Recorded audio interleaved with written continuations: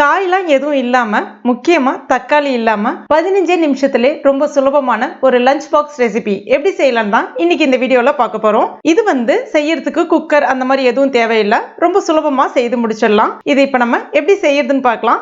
Welcome to today சமையல். நான் இன்னைக்கு 4 பேருக்கு தேவையான அளவுக்கு சாதம் செய்ய போறேன். அதுக்கு ஒரு மிக்ஸி ஜார்ல அரை கட்டு அளவுக்கு புதினா, அதாவது 2 கைப்பிடி அளவுக்கு வரும்னு வச்சுக்கோங்களேன். அழுத்தி பிடிச்சா 2 கைப்பிடி அளவுக்கு வரும். நல்லா வாஷ் பண்ணிட்டு சேர்த்துக்கலாம். அடுத்ததா இந்த சைஸ்ல இஞ்சி எடுத்திருக்கேன். சின்ன சின்ன துண்டுகளா கட் பண்ணிட்டு அதையும் இது கூட சேர்த்துக்கலாம். அடுத்ததா 3 பச்சை மிளகாய், காரத்துக்கு ஏற்றவாறு இந்த இடத்துல நீங்க கூடவோ குறைக்கவோ செஞ்சுக்கலாம். அடுத்ததா கொஞ்சமா தண்ணி சேர்க்கிறேன். இப்போ இதை நல்லா நைஸா அரைச்சு எடுத்துக்கலாம். இப்போ பாருங்க இந்த மாதிரி. அதுக்கு அடுத்ததா அரை கப் அளவுக்கு தயிர் எடுத்திருக்கேன். தயிர் கொஞ்சம் ஃப்ரெஷ்ஷான தயிராக இருந்தால் ரொம்ப நல்லா இருக்கும். அதையும் இப்போ இது கூட சேர்த்துட்டு ஒரு முறை மட்டும் நம்ம பீட் பண்ணி எடுத்துக்கலாம். இப்போ பாருங்க இந்த மாதிரி இருக்கணும். இது அப்படியே ஒரு ஓரம் இருக்கட்டும். அதுக்கு அடுத்ததா ஒரு கடாயில 1 டீஸ்பூன் நெய், 3 டீஸ்பூன் எண்ணெய் சேர்த்துக்கலாம். 4 ஏலக்காய், 5-6 கிராம்பு, அடுத்ததா கொஞ்சமா பட்டை எடுத்திருக்கேன் சேர்த்துக்கலாம்.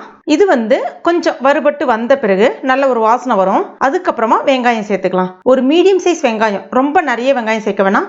சின்ன சைஸ்ல ஒரு மீடியம் சைஸ் வெங்காயம் நீளவாக்குல கட் பண்ணிட்டு எடுத்திருக்கேன் சேர்த்துக்கலாம். சேர்த்துட்டு வெங்காயம் நல்லா கோல்டன் ப்ரௌனா வரணும் அப்படிலாம் கிடையாது, கொஞ்சம் கண்ணாடி பதம் வர்ற அளவுக்கு இதை நம்ம வதக்கிக்கலாம். இப்போ வெங்காயம் இந்த மாதிரி வதங்கி வந்த பிறகு கொஞ்சமா கருவேப்பிலை இலைகள், 2 பச்சை மிளகாய் கீறிட்டு சேர்த்துக்கலாம். சேர்த்துட்டு அதையும் நல்லா வதக்கி விட்டுக்கலாம்.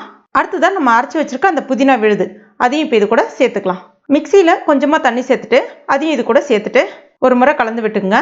அடுத்ததான் அரை டீஸ்பூன் அளவுக்கு சிக்கன் மசாலா பவுடர் சேர்க்கிறேன். 1/4 டீஸ்பூன் மஞ்சள் பொடி சேர்த்துட்டு ஒரு முறை கலந்து விட்டுக்குங்க. நான் இன்னைக்கு 2 கப் அளவுக்கு பாஸ்மதி அரிசி எடுத்திருக்கேன். அதுக்காக 4 கப் அளவுக்கு தண்ணி சேர்க்க போறேன். நம்ம அரைச்ச அந்த புதினா விழுது அப்புறம் மிக்சியில் கொஞ்சம் தண்ணி சேர்த்து ஊற்றிருந்தோம் இல்லையா, அது எல்லாமே கரெக்டாக எனக்கு 1 கப் அளவுக்கு இருந்தது. அதனால இப்போ 3 கப் அளவுக்கு தண்ணி சேர்த்துக்க போகிறேன். இதுவே நீங்கள் அப்படியே குக்கரில் செய்யலாம். குக்கரில் செய்ய போகிறீங்க அப்படின்னா 1 கப் பாஸ்மதி அரிசிக்கு 1.5 கப் தண்ணி சேர்த்திங்கன்னா சாதம் நல்லா உதிரி உதிரியாக அருமையாக வரும். இது கொதிக்கணும் அப்படிலாம் கிடையாது, நேரடியாக ஊற வச்ச அரிசியை சேர்த்துக்கலாம். நான் பாஸ்மதி அரிசியை 2 முறை கழுவிட்டு 30 நிமிஷம் ஊற வச்சு எடுத்து வச்சுருக்கேன். சேர்த்துக்கலாம். இப்போ இதுக்கு தேவையான அளவுக்கு உப்பு சேர்த்துக்குங்க. அடுத்ததா அரை டீஸ்பூன் மிளகு வறுக்கலாம் இல்லை, நேரடியாக தான் சேர்க்குறேன். ஒரு 10 பல்ல அளவுக்கு தோல் உரிச்ச பூண்டு சேர்த்துக்கலாம். ஒரு முறை கலந்து விட்டுட்டு இதை இப்போ நம்ம மூடி வச்சிடலாம். ஸ்டவ் ஹை ஃப்ளேமில் தான் வைக்கிறேன். ஒரு 3 நிமிஷத்துக்கு ஹை ஃப்ளேமில் இருக்கட்டும். இப்போ 3 நிமிஷம் ஆயிடுச்சு. அந்த தண்ணி எல்லாமே ஈர்த்துருச்சு பாருங்க. இப்போ ஒரு முறை லைட்டாக அப்படி கலந்து விட்டுட்டு மறுபடியும் மூடி வச்சிடலாம். இப்போ ஸ்டவ்வை கம்ப்ளீட்டாக சிம்மில் வச்சுக்கோங்க. சிம்மில் வச்சுட்டு ஒரு 5 நிமிஷத்துக்கு மட்டும் இது அப்படியே இருக்கட்டும்.